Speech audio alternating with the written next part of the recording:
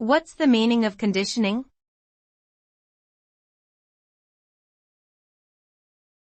Conditioning.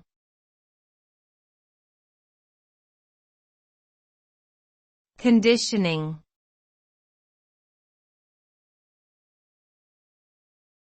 Conditioning.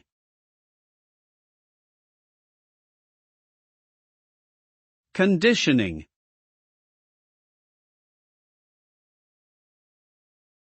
Conditioning refers to the process of learning and modifying behavior through the association of environmental stimuli with behavioral responses. It involves the development of a new behavioral response or the alteration of an existing one as a result of repeated exposure to a particular stimulus.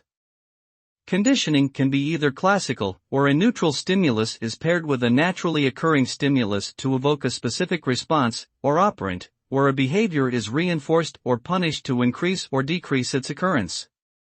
The ultimate result of conditioning is the establishment of a reliable and predictable relationship between a stimulus and a response.